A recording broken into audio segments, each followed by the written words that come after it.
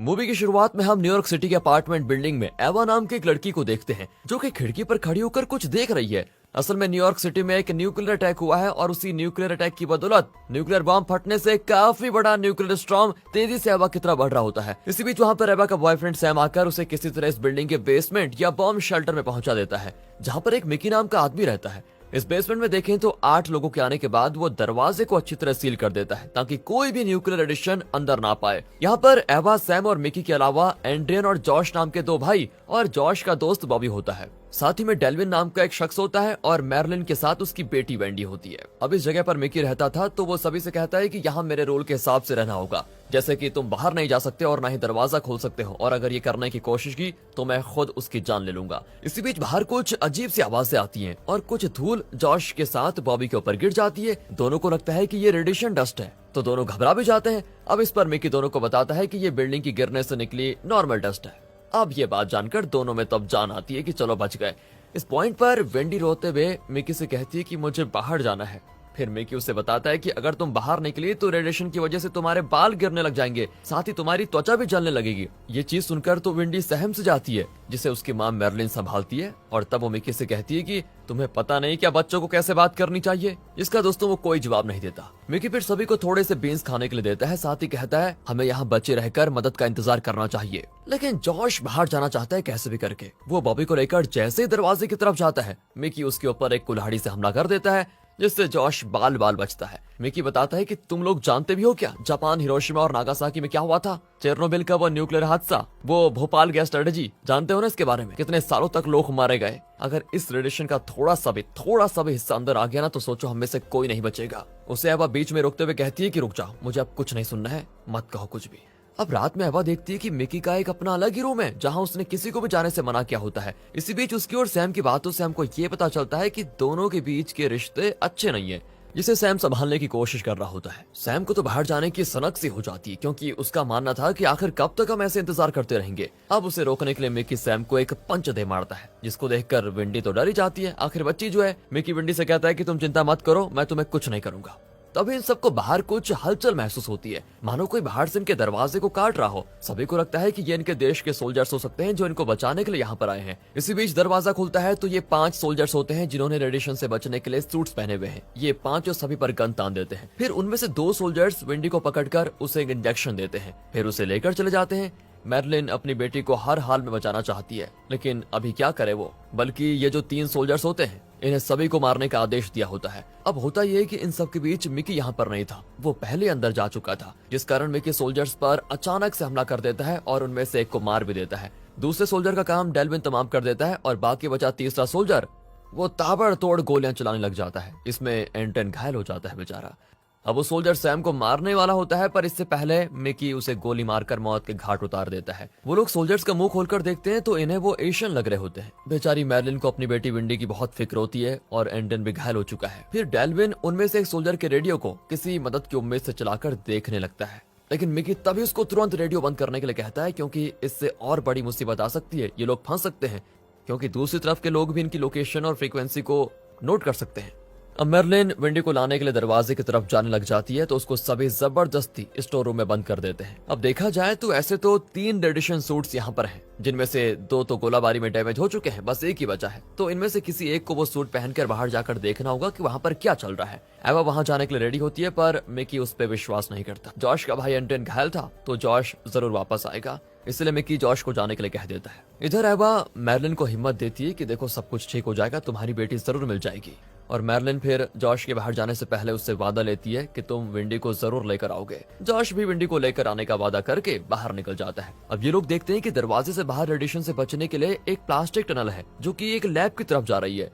Gun लेकर Josh lab की तरफ बढ़ता है, जहाँ का नजारा देखकर वो दंग रह जाता है। यहाँ किसी तरह की कोई रिसर्च या एक्सपेरिमेंट वगैरह चल रहा है। वो देखता है कि वहाँ कई सारे स्लीपिंग कैप्सूल्स में बच्चे हैं, जिनमें से एक वेंडी भी होती है। उसके सर के बाल निकाल दिए गए हैं, आंखों पर बैंडेज लगाया हुआ है और उनके मुंह में एक ट्यूब भी जोड़ी गई है जिससे वो सांस ले पाए। ये सब कुछ देखकर जॉश हैरान भी हो जाता है और दंग भी। हालांकि ये कैसी रिसर्च और क्यों की जा रही है, इस चीज का ना जॉश को पता होता है और ना ही हमें। जॉश को कुछ सोल्जर्स पहचान कर उसको पकड़ने जाते हैं तो वो वापस बंकर की तरफ भाग जाता है। इस दौरान वो 2 सोल्जर्स को भी मार गिराता है दोस्तों, साथ ही उसकी गन भी वहीं छूट गई थी। वापस आकर वो बताता है कि बाहर कुछ भी नहीं बचा है, सब कुछ तबाह हो चुका है। साथ ही वो मैरलिन की तरफ देख उससे रोते हुए माफी मांगता है कि मुझे माफ करना, मैं वेंडी को नहीं बचा पाया। बेचारी मैरलिन रोने लग जाती है। बाहर से सोल्जर्स इनके दरवाजे को इस दौरान वेल्डिंग कर देते हैं ताकि ये लोग कभी बाहर ही ना पाए। एफआईसीबी जाकर एंड्रियन के घाव की मरहम पट्टी करती है। अब वैसे तो ये दोनों एक दूसरे से कभी बात नहीं करते थे, लेकिन एंड्रियन एवा के निचले वाले फ्लोर में ही रहता था, जिसकी गिटार की धुन एवा को काफी अच्छी लगती थी और वो अक्सर सुना करती थी जब भी वो बजाता था। अब बातों ही बातों में एवा एंड्रियन को किस भी करने वाली होती है कि उसी वक्त वहाँ पर सैम आ जाता है, पर वो कुछ नहीं देख पाया था दोस्तों। कुछ हफ्ते और बीत जाते हैं, जिस कारण यहाँ पर पड़ी उन सोल्जर्स की लाश सड़ने की वजह से यहाँ रहना बहुत मुश्किल हो जाता है। मिकी कहता है कि हमें लाश के टुकड़े टुकड़े करके टॉयलेट के सेप्टिक टैंक के जरिए बाहर फेंकने होंगे, मगर लाश के टुकड़े करेगा कौन? इसके लिए बॉबी आगे आता है और वो लाश के टुकड़े करके उन्हें सेप्टिक टैंक में डाल देता है। वक्त के साथ साथ मैरलिन वेंडी को भूल बॉबी की तरफ अट्रैक्ट हो जाती है, क्योंकि वो उसे हमेशा हिम्मत देता है ना, इसीलिए। इसी बीच इनका खाना भी खत्म हो जाता है, तो अब करें क्या ये? और डेल्विन को लगता है कि मिकी उन लोगों को अंदर के कमरे में इसलिए नहीं जाने दे रहा क्योंकि वहाँ उसने काफी सारा खाना अपने लिए रखा हुआ है, इसलिए वो सभी लोगों को इकट्ठा करके अंदर जाता है। वहाँ ये लोग देखते हैं कि दीवारों पर 9/11 की कुछ न्यूज़पेपर कटिंग्स हैं और मिकी की वाइफ और बेटी तस्वीर में मौजूद है। मिकी सभी से कहता है कि यहाँ कोई भी खाना नहीं है, जो था वो खत्म हो चुका है। यहाँ दोस्तों जब बात बिगड़ने लगती है तो मिकी जॉश को एक जोर का पंच मारता है। एवा समझ नहीं पा रही थी कि वो क्या करे। वो इस बारे में मैरलिन से बात करना चाहती है, लेकिन वो तो बॉबी के साथ एंजॉय, ऐसा लग रहा है कि वो अपनी बेटी के बारे में तो भूल ही गई है सब कुछ। फिर एवा उस कमरे से बाहर निकल जाती है। अब रात में हम देखते हैं कि डेल्विन अपने पास एक गन निकालता है। दरअसल वो एक सिक्योरिटी गार्ड था, तो उसके पास गन पहले से ही थी। वो इस गन से मिकी को मार देना चाहता है। इस दौरान एवा भी उसको देख लेती है और उसका पीछा करती है।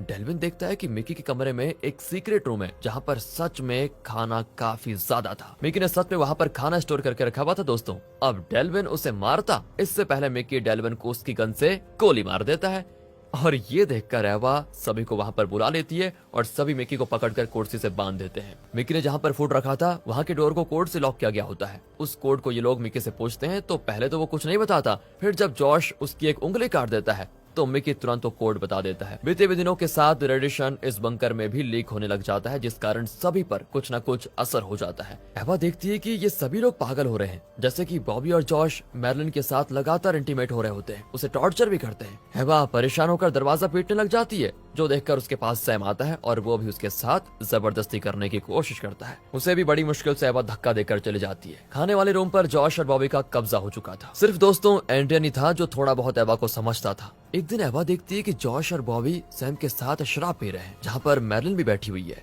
जिसे बॉबी और जॉश ने इस कदर टॉर्चर कर दिया है कि उसकी नाक और मुंह से खून बहता रहता है। इस पॉइंट पर जॉश एवा से ये पूछता है कि तुम ट्रुथ लोगी या डेयर। जी हाँ दोस्तों, वो ट्रुथ एंड डेयर खेल रहे थे।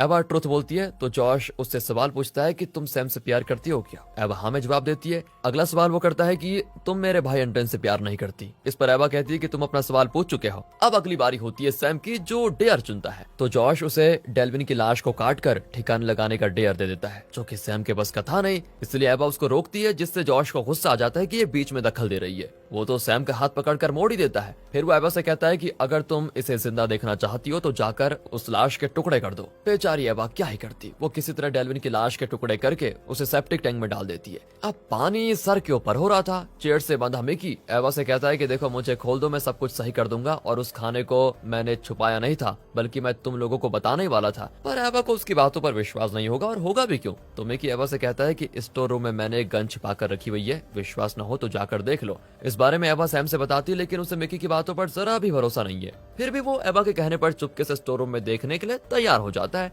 इधर बॉबी और जॉश एक दूसरे के सर के बाल पूरी तरह से उतार देते हैं। उनका दिमाग इस कदर खराब हो चुका है कि वो क्या कर रहे हैं उन्हें कुछ भी नहीं पता चलता। वो एक दूसरे का बड़ा अजीब ही मेकअप कर रहे होते हैं। और यहाँ पर हम देखते हैं कि बॉबी को मानो पता हो कि अब वो सभी कुछ ही दिनों के मेहमान हैं, इसलिए उसकी आंखों में आंसू आ गए हैं। अब इधर जैसा कि एवा को मिकी ने बताया था कि वहाँ पर गन रखी हुई है, तो एवा स्टोर रूम में देखने जाती है जहाँ पर जॉश और बॉबी होते हैं। उनको देखकर वो पूरी तरह डर जाती है, क्योंकि उसने वहाँ बेड पर मैरलिन की लाश भी देखी होती है, जिसे इन दोनों ने टॉर्चर कर कर आखिरकार मार ही डाला।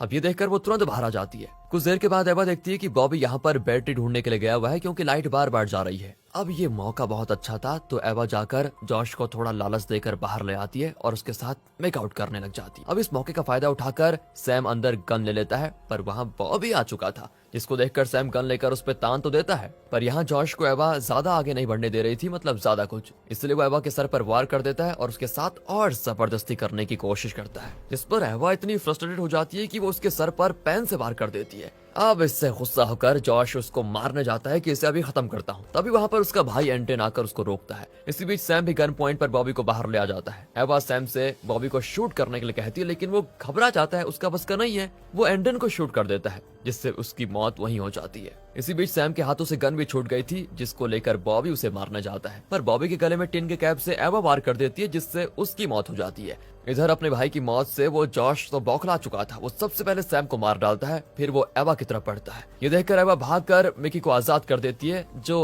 आजाद होते ही जॉश को गोली मार देता है। लेकिन जॉश ने हार नहीं मानी होती, वो लालटेन के जरिए खुद को आग लगा लेता है ताकि उसके साथ जलकर सभी मर जाएं। और मिकी ने एवा को बताया था कि सेप्टिक के जरिए टैंक की गंदगी में तैरते हुए यहाँ से बाहर निकल सकते हैं, और यहाँ एक ही रेडिएशन सूट भी था। तो एवा जल्दी से वो सूट लेकर टॉयलेट में चली जाती है और वहाँ का दरवाजा बंद कर देती है। आग बढ़ती जाती है और बाहर खड़ा मिकी दरवाजे को पीट रहा होता है। एवा जल्दी से सूट पहनकर सेप्टिक से होते हुए गंदगी में तैरकर बाहर निकल जाती है। तो उधर मिकी अपनी बीवी और बेटी को याद करते हुए आग लगने के कारण उसकी भी मौत हो जाती है। इस तरफ एवा देखती है कि पूरा शहर तबाह हो चुका है, चारों तरफ सिर्फ राख ही राख है, जिंदगी का कोई नामो निशान नहीं है। इस तबाही को देखते हुए मूवी दोस्तों यहीं पर खत्म हो जाती है। यार कई सवाल हैं इस मूवी में जिसके जवाब नहीं मिले, जैसे कि वो लोग बच्चों पर किस तरह के एक्सपेरिमेंट कर रहे थे, वो सोल्जर्स किस देश के थे, आखिर परमाणु हमला आखिर किस देश ने किया और क्यों किया, मिक्की की क्या कहानी थी, साथ ही एवा आगे क्या करेगी, ये सभी सवालों के जवाब हमें मिलते हैं नहीं मिलते यार इस मूवी में, और ना ही इस मूवी के और पार्ट्स लाए गए, पता नहीं कब लेकर आएंगे। खैर उम्मीद करते हैं कि आगे कुछ आएगा। बाकी मिलते हैं अगली वीडियो में।